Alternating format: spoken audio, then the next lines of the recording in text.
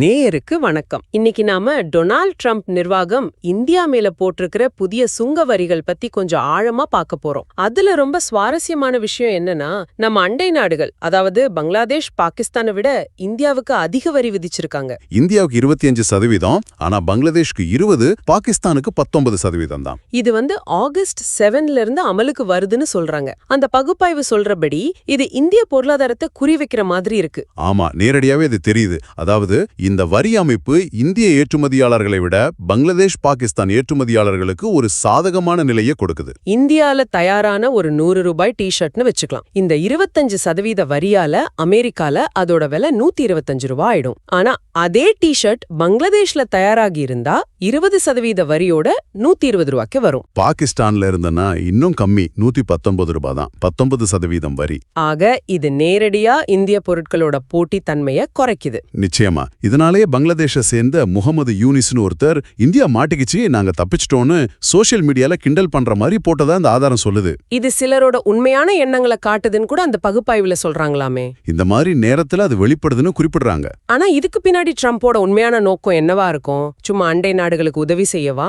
இல்ல, அதான் முக்கிய புள்ளி. இது இந்தியாவோட பெரிய விவசாய சந்தைய அமெரிக்க பொருட்களுக்கு திறக்க வைக்கிறதுக்கான ஒரு அழுத்தம் கொடுக்கிற தந்திரம். ட்ரம்ப் தன்னோட முக்கிய வாக்காளர் தலமான விவசாயிகளுக்கு திருப்திப்படுத்த பாக்குறார். இந்திய சந்தையில அமெரிக்க விவசாய பொருட்களுக்கு இருக்கிற தடைகளை நீக்கிட்டா அது அவங்களுக்கு பெரிய லாபம். அப்ப இது ஒரு பேரம் பேசுற யுக்தி மாதிரி அப்படிதான் தெரியுது. அதுக்காக பாகிஸ்தானோட ஒப்பந்தம் போட போறோம் அப்படின்னு உணர்வு பூர்வமான சில விஷயங்களை சொல்லி இந்திய உணர்வுகளோட விளையாட ட்ரம்ப் முயற்சி பண்றதா அந்த ஆதாரம் சொல்லுது. பாகிஸ்தான்ல என்ன கண்டுபிடிக்கலன்னாலும் அவங்க இந்தியாவுக்கு என்ன விப்பாங்கன்னு சொல்றதெல்லாம் கூட இந்த யுக்தியோட ஒரு பகுதின்னு சொல்றாங்களா? மருந்துகள், செமிகண்டக்டர்கள், அப்புறம் இந்த கிரிட்டிக்கல் மினரல்ஸ் சொல்றாங்களே, அது தாமிரம், ஸ்மார்ட் போன், கணினிகள், இதுக்கெல்லாம் இப்போதைக்கு விலக்கு கொடுத்திருக்காங்க. ஏன் அதுகளுக்கு மட்டும் விலக்கு?